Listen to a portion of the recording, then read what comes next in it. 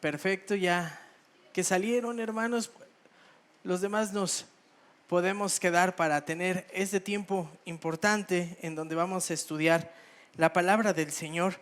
Le voy a invitar a decir, si es posible, que por favor identifique el libro del Apocalipsis. Es el último libro de la Biblia, porque vamos a estudiar los versículos 9 al 27 del capítulo 21. Prácticamente vamos a ir a la última página, a la última hoja de la Biblia, y es esta porción de la Escritura que vamos a estudiar. Y una vez que la localice, le voy a pedir que por favor se ponga sobre sus pies, porque vamos a leer juntos esta porción de la Escritura. Voy a leerla yo y usted me va a acompañar. Tal vez cambia un poco algunas palabras, porque yo leo en la versión, la Biblia de las Américas. La palabra del Señor dice de la siguiente forma: y vino uno de los 7 ángeles que tenían las 7 copas llenas de las últimas 7 plagas, y habló conmigo diciendo: ven, te mostraré la novia, la esposa del Cordero. Y me llevó en el espíritu a un monte grande y alto, y me mostró la ciudad santa, Jerusalén, que descendía del cielo, de Dios, y tenía la gloria de Dios. Su fulgor era semejante al de una piedra preciosa, como una piedra de jaspe cristalino. Tenía un muro grande y alto, con 12 puertas, y en las puertas 12 ángeles, y en ellas había nombres escritos, que son los de las 12 tribus de los hijos de Israel. Había 3 puertas al este, 3 puertas al norte, 3 puertas al sur y 3 puertas al oeste. Versículo 14 del capítulo 21. El muro de la ciudad tenía 12 cimientos, y en ellos estaban los 12 nombres de los 12 apóstoles del Cordero. El que hablaba conmigo tenía una vara de medir de oro, para medir la ciudad, sus puertas y su muro. Y la ciudad está asentada en forma de cuadro, y su longitud es igual que su anchura. Y midió la ciudad con la vara 12,000 estadios, y su longitud, anchura y altura son iguales. Y midió su muro 144 codos, según medida humana, que es también de ángel. El material del muro era jaspe, y la ciudad era de oro puro, semejante al cristal puro. Los cimientos del muro de la ciudad estaban adornados con toda clase de piedras preciosas. El primer cimiento, jaspe; el segundo, zafiro; el tercero, ágata; el cuarto, esmeralda; el quinto, sardónice; el sexto, sardio; el séptimo, crisólito; el octavo, berilio; el noveno, topacio; el décimo, crisoparso; el undécimo, jacinto; y el duodécimo, amatista. Las 12 puertas eran 12 perlas.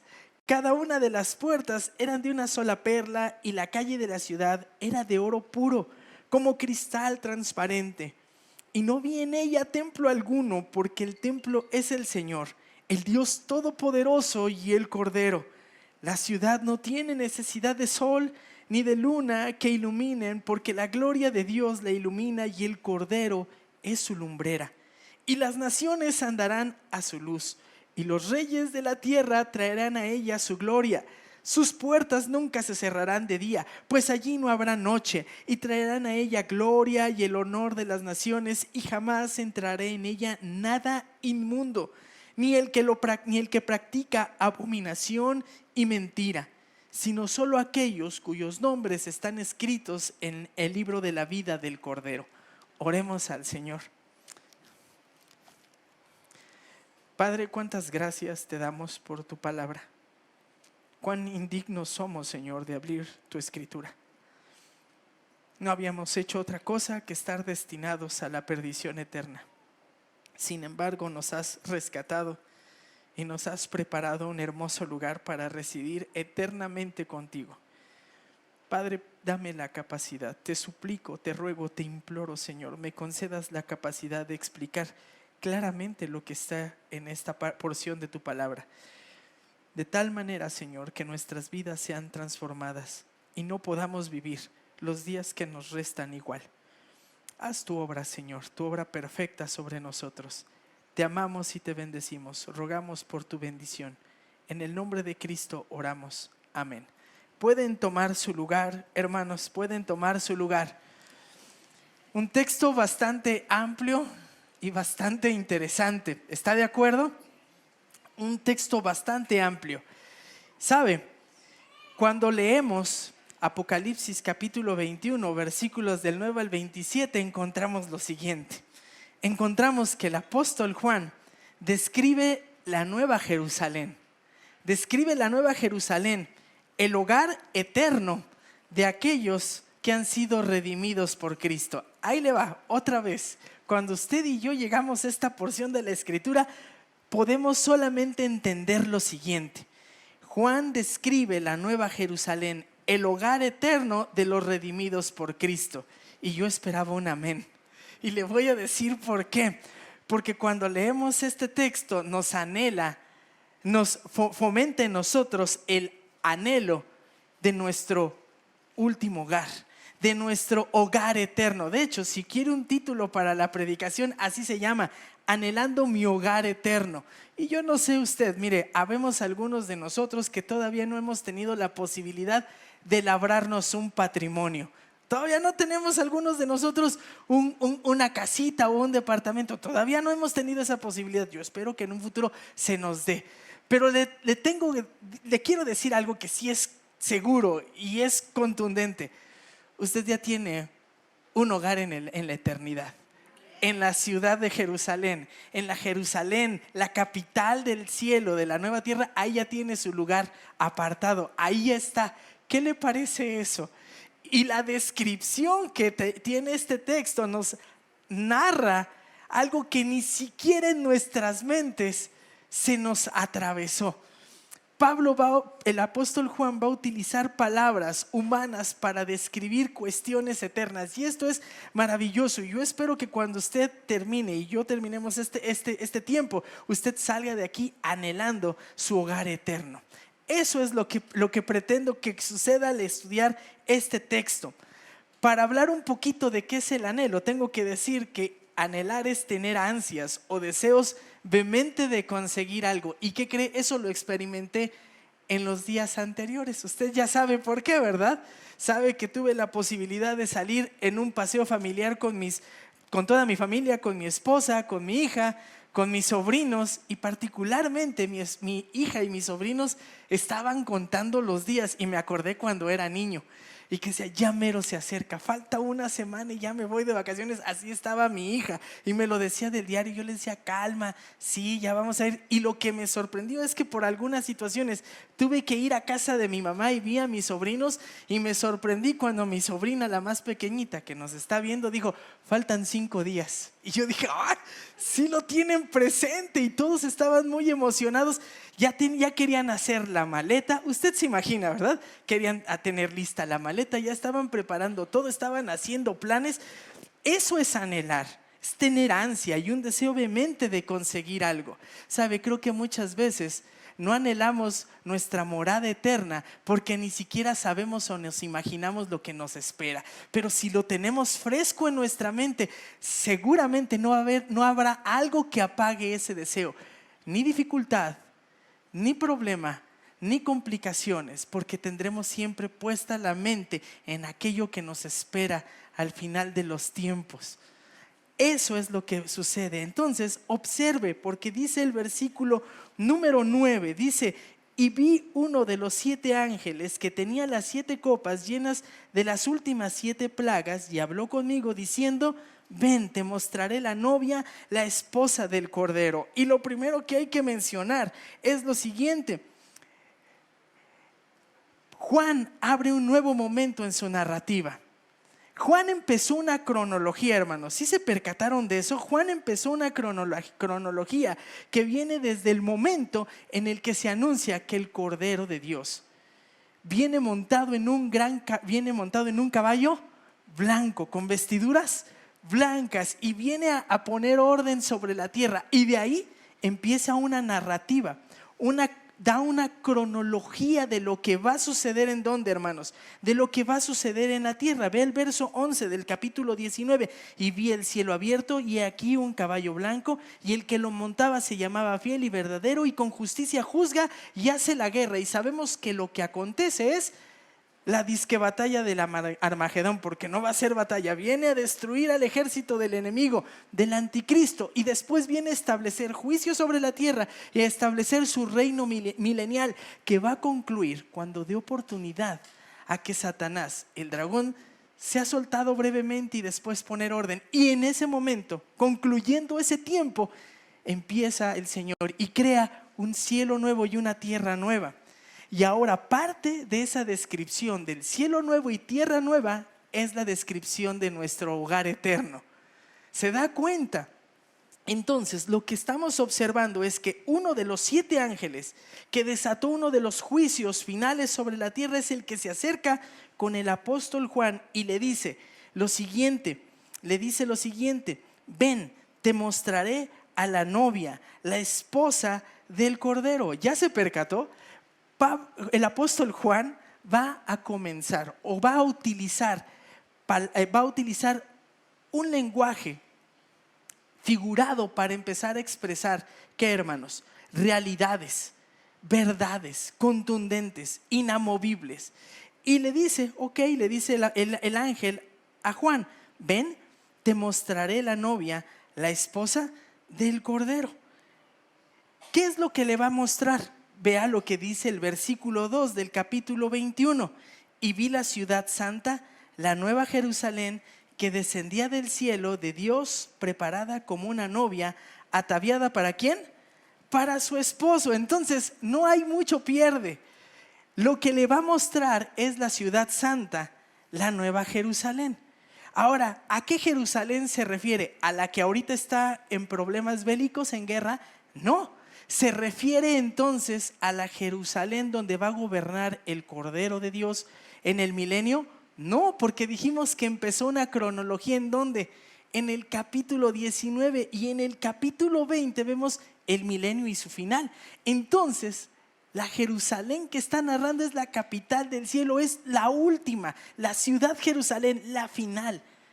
Es lo que va a empezar a narrar. Ya quedó claro, hermanos, tenía que justificar esto, porque si no, pues vamos a ver esta descripción y por más que le veamos bonito a Jerusalén, no le vamos a ver estas características. ¿Está de acuerdo? Entonces, acompáñeme, porque dice el texto de la manera siguiente: ven, te mostraré ¿a quién?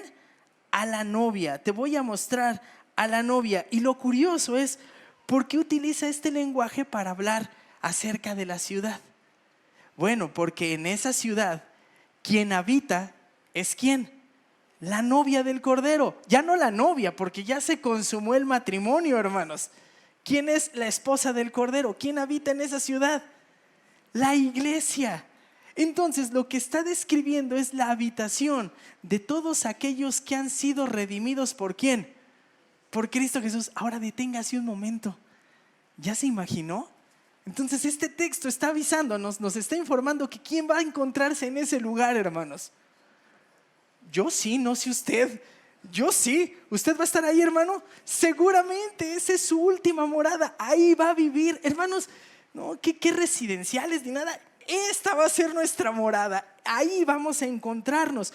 ¿Y por qué le dice novia? Bueno, porque toma este nombre para describir el carácter de los que allí habitan, aquellos que han sido salvados por Cristo, redimidos por Cristo, limpiados por Cristo, justificados por Cristo, restablecida su comunión con el Padre a través de los méritos de Cristo Jesús.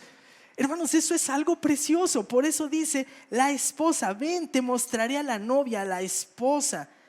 Por eso le dice, porque está apelando al carácter de los que viven y habitan en ese lugar. Pero note algo más. Aquí hay algo precioso. A mí me tocó predicar Apocalipsis 17 y me estaba tocando predicar Apocalipsis 21. En Apocalipsis 17 vimos el juicio ¿sobre quién? Sobre Babilonia, la grande, ¿la qué? La ramera. Y aquí hay un contraste enorme. Se presenta a Jerusalén, la ciudad santa, ¿Cuál? Jerusalén, donde habita ¿quién? La esposa del Cordero. ¿Ya vio este enorme contraste? Tenemos que irnos hasta el 17 para observar este contraste, pero nos habla de lo valioso de este lugar, porque ahí está la esposa del Cordero. Y usted ya sabe quién más va a estar, ¿verdad? ¿Quién va a estar? El esposo, el Cordero. Ahora note lo siguiente, verso número 10, dice lo siguiente: ven, te mostraré a la novia, la esposa del Cordero. Y me llevó en el espíritu a un monte, ¿qué? Grande y alto. Y me mostró la ciudad santa, Jerusalén, que descendía del cielo de Dios. Y aquí hay muchas cosas que decir e intentaré ir rápido y ágil. Primero dice, lo llevó en el ¿qué? En el espíritu. De acuerdo a la traducción del griego y algunos comentaristas, porque me fui a ver si es certero, no habla de que la vio en el espíritu, es decir, que fue lo que se refiere, lo que está afirmando el apóstol Juan es que fue tomado, no físicamente, no fue llevado físicamente. Lo más probable es que haya tenido, le dicen algunos, un éxtasis y fue llevado y transportado para ver esto. ¿Está claro? Fue llevado para observar esto. Entonces Juan describe en su libro, en este libro, describe lo que él presenció. Pero póngale sabor, porque hay letras detrás de estas letras. Pregunta, ¿en dónde se encontraba el apóstol Juan? ¿Alguien se acuerda? En la isla de Patmos, en una suite de lujo, en un hotel 5 estrellas. No, hermanos, en una isla pedregosa, estéril. Se fue a pasear. No, ¿a causa de qué estaba ahí? De la predicación del evangelio. Lo querían callar a este hombre, hermanos. Y entonces el Señor, viéndole ahí, de esta isla, de esta prisión, ¿a dónde se lo lleva? En el espíritu, a presenciar su morada eterna. Yo no sé cuál sería la reacción de Juan, pero si hubiera sido Isaac, hermanos, yo creo que ahí cae postrado de rodillas y dice, pues va a valer la pena. Aguanta, Juan, aguanta lo que venga, porque esto es lo que vas a disfrutar en algún momento por el favor y la gracia de ¿quién? Del Señor. Entonces fue llevado en el espíritu de esta isla pedregosa a observar la morada final de los santos. Y entonces, hermanos, lo que vio Juan no son sueños, no son ilusiones. Observó realidades espirituales contundentes, innegables. Es algo que nos espera. ¿Sabe? Esto se parece mucho a lo que observó el apóstol Pablo. Ahora sí, Pablo en 2 Corintios capítulo 12 versículos 2 al 4 decía Pablo: conozco un hombre en Cristo que hace 14 años, no sé si en el cuerpo o fuera del cuerpo, Dios lo sabe, el tal fue arrebatado ¿a dónde? Hasta el tercer cielo. Le pasó lo mismito que ¿quién? Que el apóstol Pablo. Estos dos hombres sí vieron el cielo. Y nada de que no, pues ya lo vi y ahora les digo cosas nuevas. No, aquí está lo que dice la Biblia. ¿Queda claro? Hermanos, y dice que lo llevó a un monte grande y alto y le mostró la ciudad santa, Jerusalén, que descendía del cielo. Y el apóstol entonces es llevado a un lugar prominente para observar a detalle la gran ciudad, su última morada. Y entonces el texto nos dice que esta ciudad descendía ¿de dónde? Del cielo, descendía de Dios. ¿Ya se percató algo? No nos dice que fue creado. Ya está creada. Solamente le vio ¿qué? Descender del cielo y de Dios. ¿Por qué dice esto? Porque apunta a su origen divino. Esta ciudad, hermanos, ya está lista. ¿Se acuerda que el Señor Jesús les dijo? Les conviene que me vaya. ¿Por qué? En la casa de mi Padre ya están listas, hermanos. Ya está, no se pone contento. La mía ya está lista, hermanos. No sé quién va a ser mi vecino. No doy lata. Y además ya voy a ser santificado plenamente. Pero ya están listas esas moradas, hermanos. Juan solamente las vio descender. Dice, esta visión es divina, procede de Dios, procede de lo alto. Y eso es algo simplemente precioso. Y esta ciudad procede de Dios y por eso es que, hermanos, por eso es santa, libre de pecado, libre de maldad. Y entonces observamos esto. Y esto es precioso. Mire, usted podría comprar un inmueble muy precioso, hágalo si tiene la posibilidad, eso se vale. Pero ¿sabe qué es lo precioso de esto? ¿Sabe quién es el arquitecto constructor de este lugar? ¿Quién, hermanos? Dios, ¿no lo dice Hebreos 11:10?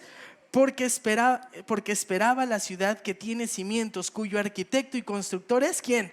Dios. Esto es lo que anhelaba ¿quién? Lo que anhelaba Abraham, que salió de su tierra. Él anhelaba llegar a este lugar. Así es que, hermanos, ve Juan esta ciudad descender divina del cielo, y vea qué es lo precioso de este lugar. Vea lo que es precioso de este lugar. Y tenía la gloria de Dios. Su fulgor era semejante al de ¿qué? Al de una piedra muy preciosa, como una piedra de jaspe cristalino. Y dice entonces el apóstol Juan que este lugar tenía la gloria de Dios. Y se va a describir la gloria de Dios de manera muy práctica, de una manera con detalles para que nos sea entendible. ¿Cuál es? Bueno, dice que primeramente tenía la gloria de Dios, y al tener la gloria de Dios tenía un deslumbrante brillo originado por la presencia de Dios en ese lugar. Pero resulta una pregunta válida, ¿no, hermanos? ¿Y qué es la gloria de Dios? ¿Se ha preguntado qué es la gloria de Dios, hermanos? La gloria de Dios, de acuerdo a lo que enseña la Escritura, simplemente es la suma de cada uno de sus atributos. Hubo un hombre que le pidió al Señor: te ruego que me muestres tu gloria. ¿Y se acuerdan qué le dijo el Señor a este hombre? Nada, no. Él respondió: no puede, nadie que me vea puede seguir con vida. Y entonces nuestro Dios le respondió a Moisés lo siguiente: yo haré pasar toda mi bondad delante de ti, y proclamaré el nombre del Señor delante de ti, y tendré misericordia del que tendré misericordia, y tendré compasión de quien tendré compasión. La gloria de Dios es la suma de todos sus atributos, y el pueblo de Israel había tenido un pequeño vistazo de toda la gloria de Dios cuando vagó en el desierto. Vio su bondad, su misericordia, su gracia, su soberanía, y podríamos sumar, como intentábamos hace rato en la mañana, ahí estaba expresada la gloria de Dios con el pueblo en el desierto. Pero nadie que la ve puede seguir con vida de los que estemos en la tierra. Y en ese tiempo, ¿qué cree que va a suceder? Todos podremos ver la gloria de Dios. Eso es algo precioso. Otros textos expresan o nos recuerdan cómo se observaba la gloria de Dios. Díganme ejemplos de la Biblia donde se observa la gloria de Dios. A ver, ayúdenme. ¿Quién se acuerda, hermanos? ¿Les parece bien? En el desierto, ¿cómo se veía la gloria de Dios, hermanos? Como en el pueblo de Israel. ¿La columna de qué? De nube y fuego. Perfecto, para que me acompañen porque hace calorcito, ¿verdad? Pero también otro momento importante, cuando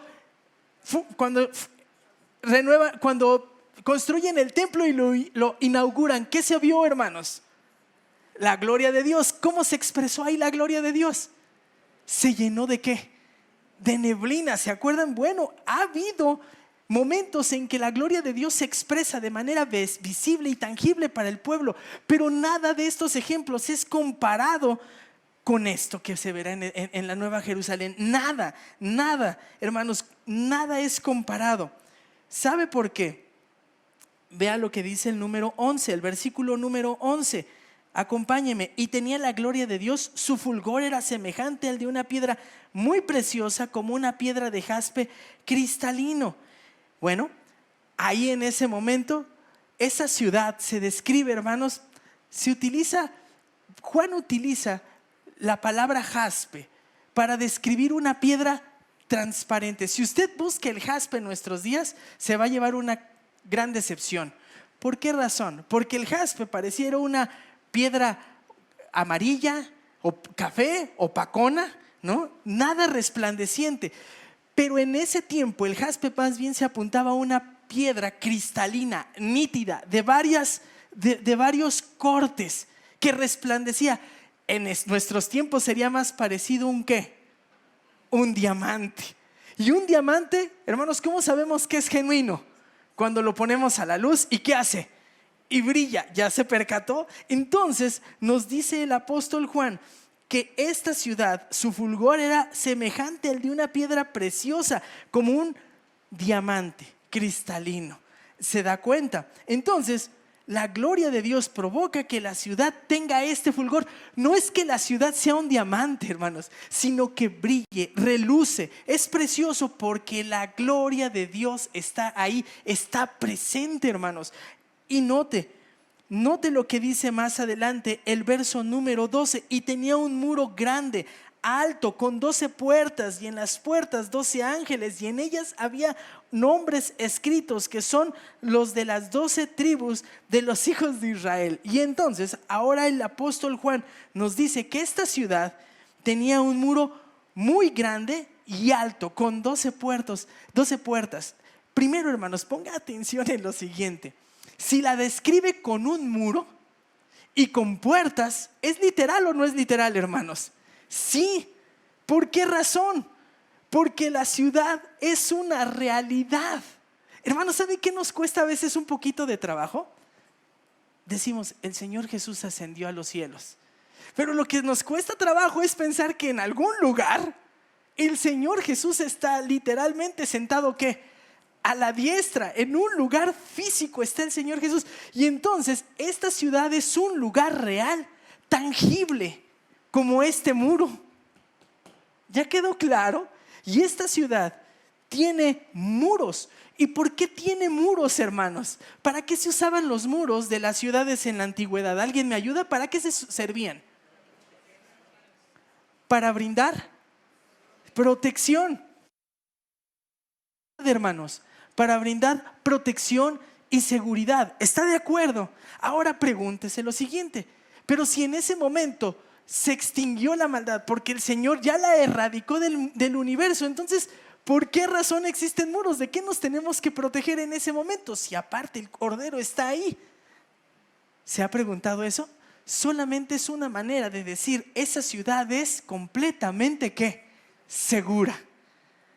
Es completamente segura. Y mire que nosotros sabemos lo que es vivir en un país no inseguro, ni muy inseguro, ni extremadamente inseguro. Tendremos que darle otro adjetivo. ¿Está de acuerdo o no? ¿Qué será vivir en la ciudad santa, en la Nueva Jerusalén, donde todo será seguro? Oh, ¿le parece bien? Y luego viene algo que es precioso. Hasta ciudades con los muros más grandes fueron tirados y derrocados, como Nínive, como Babilonia. Esta ciudad no va a poder ser conquistada, hermanos. Es totalmente segura. Pero además hay algo importante. ¿Tiene cuántas puertas? 12 puertas. ¿Por qué 12 puertas? Otra vez es un lugar físico, pero tiene 12 puertas para que entren todos aquellos que han de morar en ese lugar. ¿Quiénes van a morar en ese lugar? Yo sí, hermanos. Nosotros, muy bien. Nosotros, ahí vamos a estar, la iglesia. Pero hay alguien más que va a morar en ese lugar. ¿Quién es más, hermanos? ¿Se notó? ¿Vio el verso 12? Vea lo que dice. Y tenía 12 puertas. Dice, y en las 12, y en las puertas 12 ángeles. ¿Por qué 12 ángeles? Mire, aquí hay un debate. Bueno, aquí hay opiniones, más que debate. Dicen algunos, va a haber ángeles para firmar como guardias que digan, ¿es la ciudad de quién? De Dios.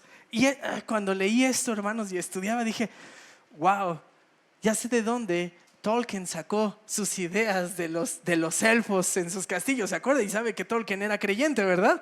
Entonces ahí los ángeles guardando las puertas de la ciudad diciendo, esta es la ciudad de Dios. Pero hay algo más que me gusta.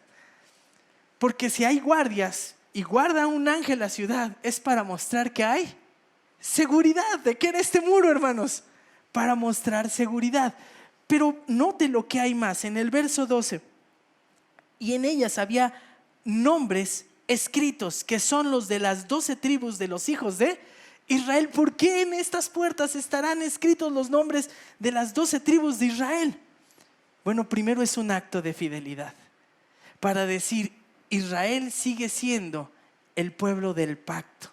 No le tomó en cuenta, hermanos, si a los israelitas no los tomó porque sea un pueblo especial, el mejor de todos, uy, no, son re buenos, no los tomó por eso. Usted lea Deuteronomio capítulo 7. Los escogió porque eran el pueblo más pequeño, insignificante, y son tan pecadores como usted y como yo. Por tanto, son capaces de cometer las mismas o peores atrocidades que usted y que yo. Y si el Señor va a seguir estableciendo el pacto con ellos, no es porque sean buenos, es porque el Señor es grande y es lleno de gracia, de bondad y de misericordia. ¿Está de acuerdo o no? Y ahí estarán los nombres. Y entonces, híjole, hermanos, aquí se pone bonito, porque va a estar la iglesia y van a estar todos los creyentes previos ¿a quién? A la iglesia. Usted va y va a ver al profeta Isaías, y seguramente va a ver al profeta Elías. ¿Cuál es el que más le gusta, hermanos? Jeremías. Ya salió alguien conmigo, Jeremías. Y va a poder observar por ahí también al rey David y a todos aquellos anónimos. Van a estar ahí los antiguos, los creyentes del antiguo pacto. ¿Qué le parece? Precioso. Y dice entonces el verso número 12: y tienen los nombres de las 12 tribus de los hijos de Israel. Y había 3 puertas al este, 3 puertas al norte, 3 puertas al sur y 3 puertas ¿a dónde? Al oeste. Y esto es precioso porque la ciudad está bien y perfectamente distribuida. Y esta distribución nos hace recordar 2 eventos. Números capítulo ¿qué? 7, donde el pueblo se alineaba alrededor ¿de dónde? Del tabernáculo. ¿Se acuerda? Al oeste Judá, al sur Rubén, y así sucesivamente, al norte Dan, si no mal recuerdo, y ahorita se me fue el del este, pero todos bien distribuidos. Y también, hermanos, algo similar se enseña en el libro del profeta Ezequiel, cuando en la Jerusalén del milenio también el pueblo de Israel va a estar acomodado alrededor de ese templo. En ese momento también no solamente es dar una descripción, sino es decir, van a estar el pueblo del antiguo pacto y la iglesia. Ahí vamos a estar juntos. Observe el verso número 13, verso número 14. Y el muro de la ciudad tenía 12 cimientos, y en ellos estaban los 12 nombres ¿de quiénes? De los 12 apóstoles del Cordero. Tenía 12 puertas, y en cada puerta el nombre de la tribu de un descendiente de Israel. Pero también había 12 ¿qué? 12 cimientos. Y en cada cimiento se encontraba el nombre de cada uno de los apóstoles. Y esto es algo hermoso, esto es algo precioso. Entonces, ¿por qué tiene cimientos, hermanos? ¿En dónde van los cimientos en una construcción? Alguien que ha construido, hermanos, ¿en dónde van los cimientos? En el suelo. Entonces, si tiene cimientos y estamos hablando de algo literal, esto significa que esta ciudad no va a estar ¿en dónde? No va a estar suspendida en el aire. ¿En dónde está firmada? En la tierra. ¿Ya se percató? Y en los cimientos están escritos los nombres ¿de quién? De los 12 hombres que fueron escogidos por Cristo, porque ellos son el cimiento de la iglesia, porque le dieron a la iglesia la doctrina del Nuevo Testamento. ¿Recuerda lo que dice Efesios 2:20? ¿No? Si no, vaya para allá, y si no, se lo leo. Edificados sobre el fundamento de los apóstoles y profetas, siendo Cristo Jesús mismo la piedra angular. Por eso es que ahí van a estar inscritos. Y a lo mejor alguien muy abusado dice: uy, pero ni se van a ver los nombres porque están en los cimientos, ¿no? Hermanos, lo que está diciendo es que ellos pusieron el fundamento doctrinal. Lo mismo que enseñaban los apóstoles, los profetas enseñaban también los apóstoles. Así que en este texto encontramos una sugerencia de la existencia de grupos diferentes que habitarán la Nueva Jerusalén.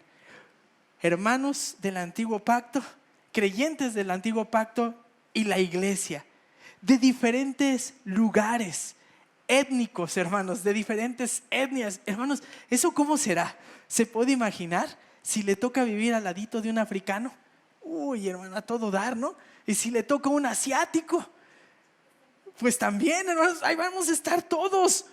Y dice lo siguiente, 21:15: ya no hay más diferencias, es el reino glorioso del Mesías y será disfrutado por toda persona que haya creído en el Mesías. Verso número 15: y el que hablaba conmigo tenía una vara de medir de oro para medir la ciudad y sus puertas y su muro. Viene algo muy, muy curioso, hermanos. Se le dio a medir al ángel Esto ya lo habíamos leído previamente. En Apocalipsis 11:1 se le da a Juan una vara para medir, pero aquí el que mide es ¿quién? El ángel. ¿Y sabe para qué es esto? Para confirmar, es una realidad. Esta ciudad es una realidad. Hermanos, su casa le está esperando. ¿Qué le parece? La morada eterna le está esperando. Ahí está, es una realidad. Pero lo curioso es que el que ejecuta la orden es el ángel. Voy a citar al comentarista, al hermano John MacArthur. John MacArthur afirma que la razón de medir es para señalar que completamente la ciudad le pertenece a Dios. Esta ciudad es de Dios. Pero me gusta también el comentarista Evis Carballosa y afirma que al medir se asegura algo para que reciba bendición, se preserve de daño espiritual y de contaminación. Fin de la cita. Esta ciudad es real, esta ciudad pertenece a Dios y no puede ser tocada, ni le puede ser dado, ni le puede ser quitado. Es perfecta. Vea el verso 16. Y la ciudad está sentada en forma de cuadro.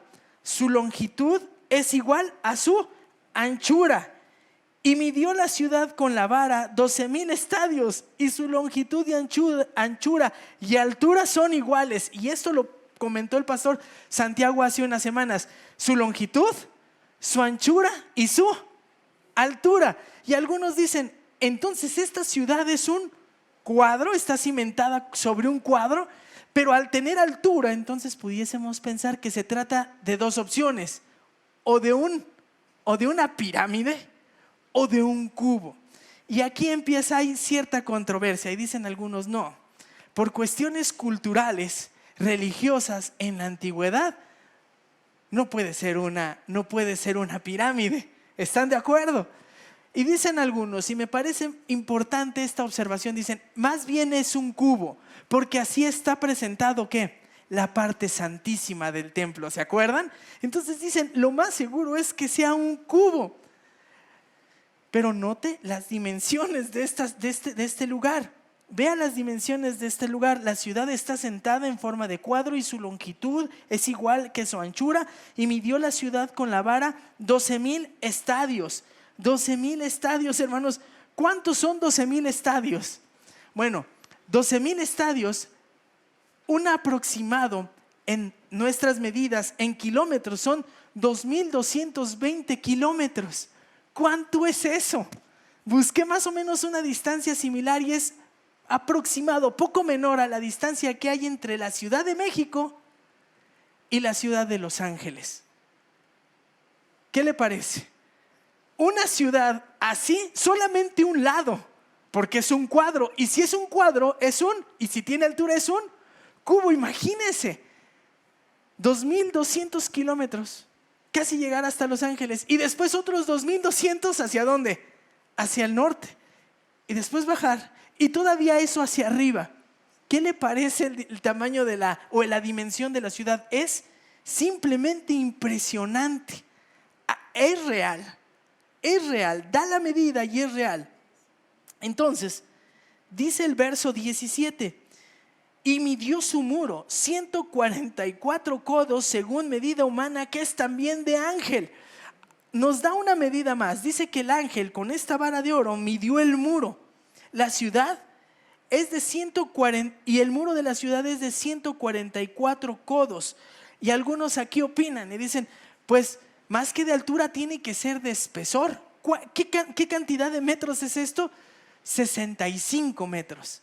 El muro mide, dicen algunos, de espesor 65 metros. Y para que quede claro que es un lugar real, dice, esta medida es de codos de hombre y también de ¿qué? De ángel. Entonces sí nos parecemos a los ángeles, ¿no, hermanos? Pues tenemos diferencias, pero aparentemente pudiésemos parecernos. Pero es una ciudad enorme. Es una ciudad enorme.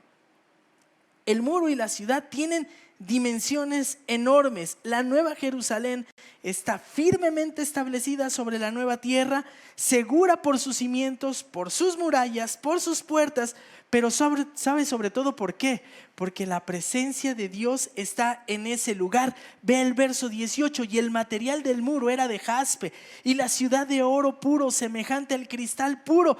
Otra vez, el material del muro era ¿de qué? Como si fuese diamante, traslúcido, precioso, bello.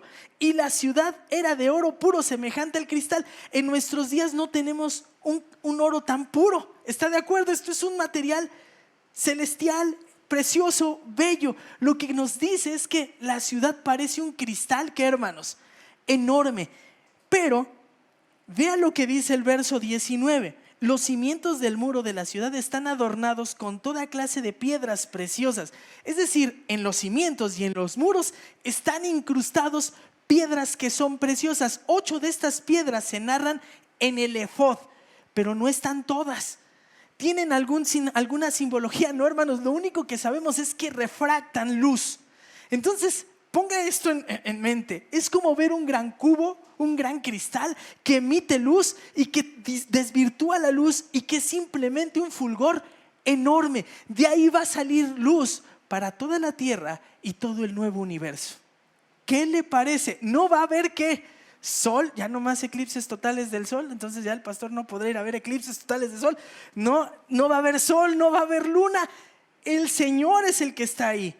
Y vea lo que dice: porque son todas piedras preciosas. Los cimientos del muro de la ciudad estaban adornados con toda clase de piedras preciosas. Y vea cuántas diferentes clases de piedra: jaspe, el segundo zafiro, el tercero ágata, el cuarto esmeralda, el quinto sardónice, el sexto ¿qué?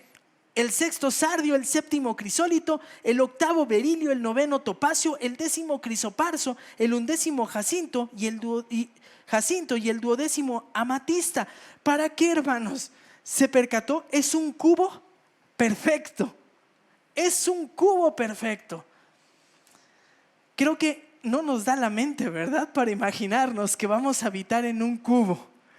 Ahí todos, en una ciudad preciosa que expresa la gloria y la majestad de Dios. Y ve entonces lo que dice el verso 12: las 12 puertas eran 12 perlas, cada una de las puertas era una sola perla, y en la calle de la ciudad era de oro puro, como de cristal transparente.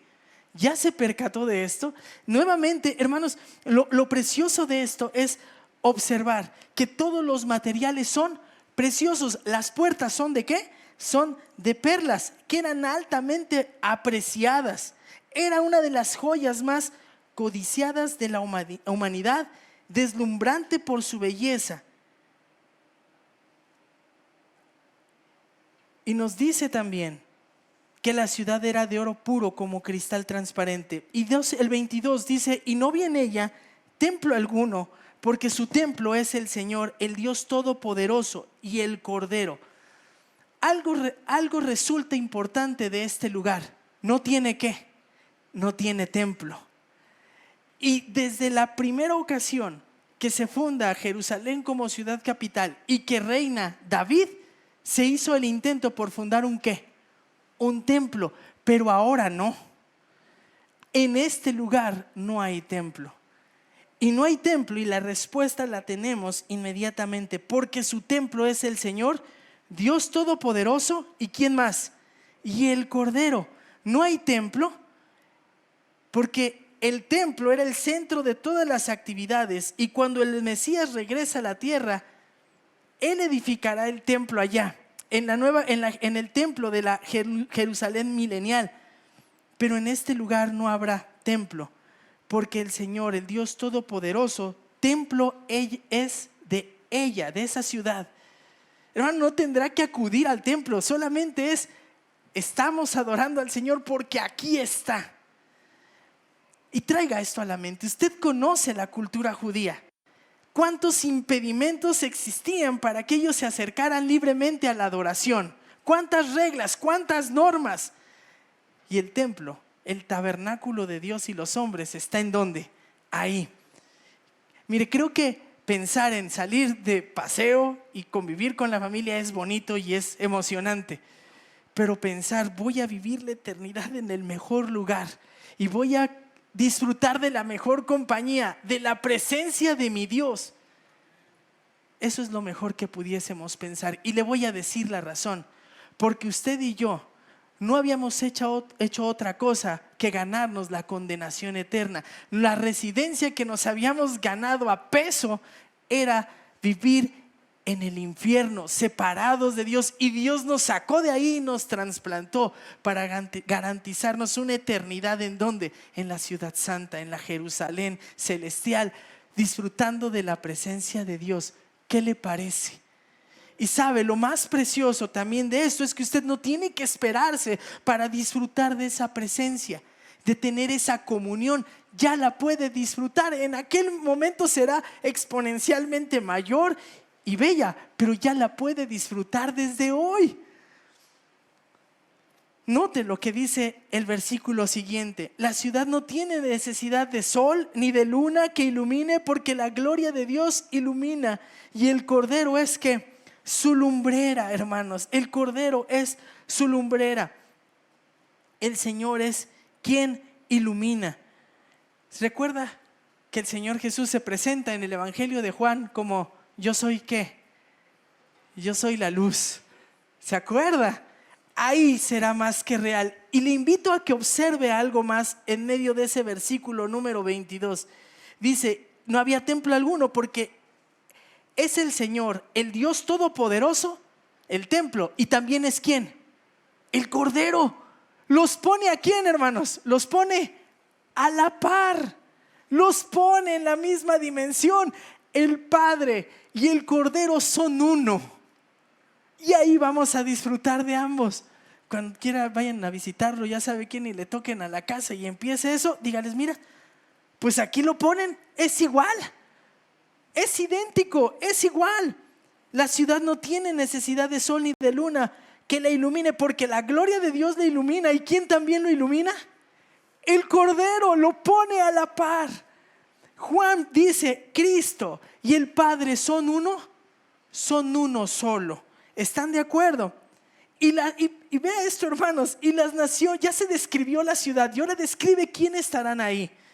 Y las naciones andarán a su luz, y los reyes de la tierra traerán a ellos su gloria. Ya hablamos de que este lugar va a estar lleno por gentes de diferentes lugares, de diferentes procedencias. Pues aquí lo vuelve a decir. Y habrá representantes. Y lo curioso es que habrá gente de todos los lugares y de todos los estratos sociales. ¡Qué precioso! Verso 25: sus puertas nunca se cerrarán de día, pues allí no habrá noche. Nuevamente apelando ¿a qué? A la seguridad de ese lugar. Nunca será de noche. Hermanos, esas cosas ni siquiera nos atraviesan por la mente. No va a haber noche, no va a haber sol, no va a haber luna, no va a haber necesidad de descanso. ¿Por qué razón? Porque nuestros cuerpos están habilitados plenamente solo para una cosa: para buscar, adorar, servir al Padre y al Cordero que iluminan dicha ciudad. ¿Qué le parece? Plenamente. Hermanos, la belleza de este lugar no reside en todos los materiales preciosos, residen en que ahí está el Cordero y el Padre que iluminan todo el universo. Y traerán a ella la gloria y el honor de las naciones, y jamás entrará en ella nada inmundo. Y ahora se nos dice: los que habitan ahí son aquellos que no tienen inmundicia. Son aquellos que no practican abominación, mentira, sino aquellos cuyos nombres están escritos en el libro de la vida del Cordero. Y esto es hermoso, porque su nombre y mi nombre fueron escritos en este libro antes de ¿cuándo? De la fundación del mundo. Hermanos, alguien podría decirnos: pues qué Dios tan injusto, porque destinó a unos a este lugar precioso y a otros muchos los abandonó y los dejó destinados a la condenación eterna. No, la realidad es que no. Todos estábamos destinados a pasar la eternidad separados de Dios pagando una condenación eterna, sufriendo, porque no habíamos hecho otra cosa que rebelarnos ante el Dios Santo. Y si hoy disfrutamos de algo diferente es porque Dios se compadeció, nos escribió nuestro nombre en ese libro, envió a su Hijo a morir por sus pecados, por mis pecados, llevó una vida perfecta. Cristo se subió a la cruz y ahí expió mi culpa y la suya. Y eso ha comprado su estancia en ese lugar. Ahí estará. Pero nuevamente, y jamás entrará en ella nada inmundo, ni el que practica abominación y mentira. Y lo triste sería pensar que he creído en Cristo Jesús como mi Señor y Salvador y pensar que puedo llevar una vida en inmundicia o en abominación y en mentira. Y esto está precioso, porque si se percata, como que va de más a menos. ¿Está de acuerdo? Alguien podría decir, bueno, mira, pastor, pues yo no he cometido inmundicias ni abominaciones.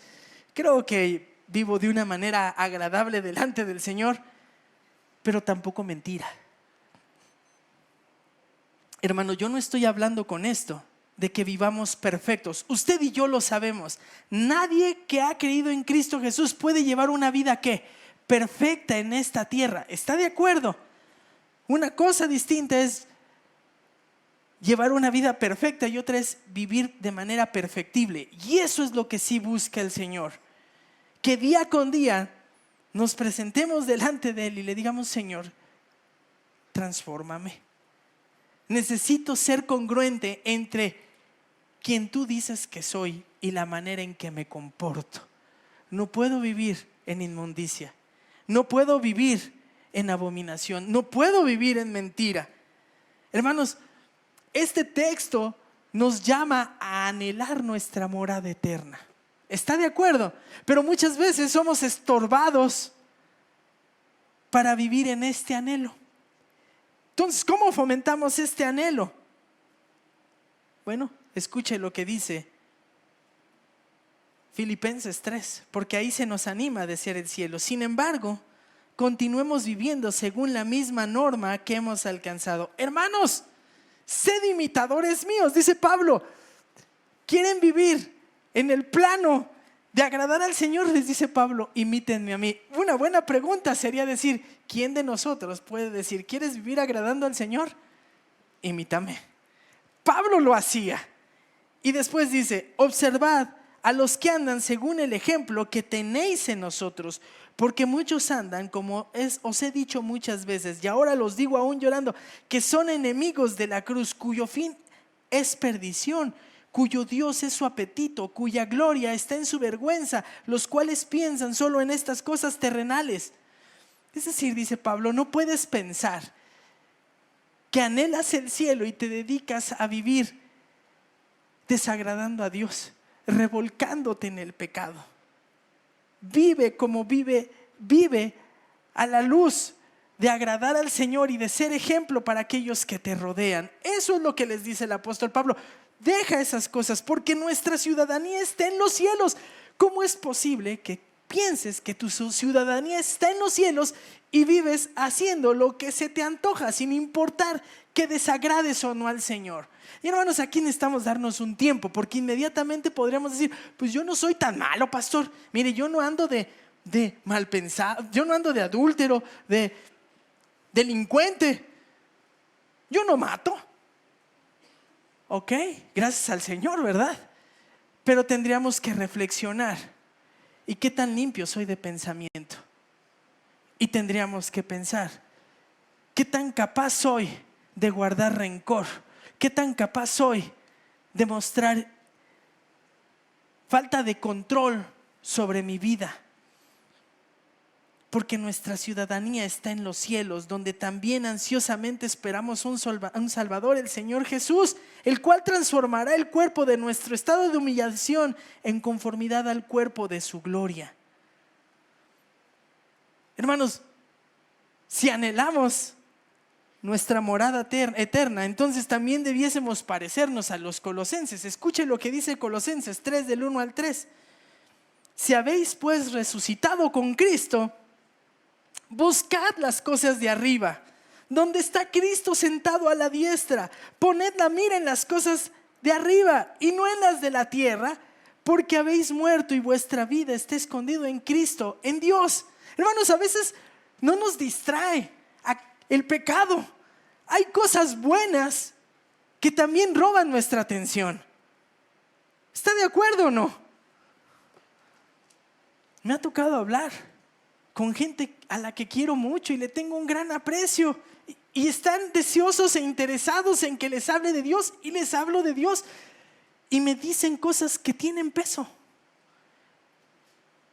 Es que tengo muchos compromisos, el trabajo, es que mis hijos, necesito llevarlos. Yo lo sé, y es complicado. Está chiquito, me dicen. Yo lo sé, pero es necesario. Es necesario. Buscad las cosas de arriba. ¿Sabe cuándo se va a acomodar eso? Nunca. Recuerdo que un pastor amado, el pastor Martín Pereda, me decía de una familia que conoció y que ese matrimonio oraba por un niño y no tenían al niño, y entonces oraron y el Señor les concedió después de tiempo tener un varoncito, y dejaron de asistir. Y cuando se acercó y les preguntó: ¿qué pasó? Pastores, pues es que está chiquito y tenemos que cuidarlo, pero ya pronto iremos. Y pasó el tiempo y después el niñito creció. No, es que ¿sabe qué? Estamos viendo por su bien y lo metimos a una serie de cursos, y además queremos que sea deportista, pero los juegos son los domingos. ¿Y qué cree que pasó? Se alejaron y después los volvieron a ir a buscar. No, pues es que ya creció y ahora pues ya no podemos ir porque tenemos que ir a otras actividades. Hay cosas que nos estorban. Buscad las cosas ¿de qué?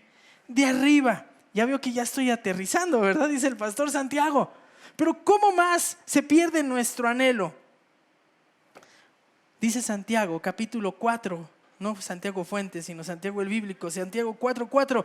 Oh almas adúlteras, ¿no sabéis que la amistad con el del mundo es enemistad hacia Dios? Por tanto, el que quiere ser amigo del mundo se constituye enemigo de Dios. Anhelamos el cielo, pero abrazamos el mundo, sus valores, sus ideas. Es imposible. Eso sofoca nuestro anhelo por la morada eterna. Juan, primera carta de Juan, capítulo 2, versículo 15 al 17. No améis al mundo ni las cosas que están en el mundo. Si alguno ama el mundo, el amor del Padre no está en él.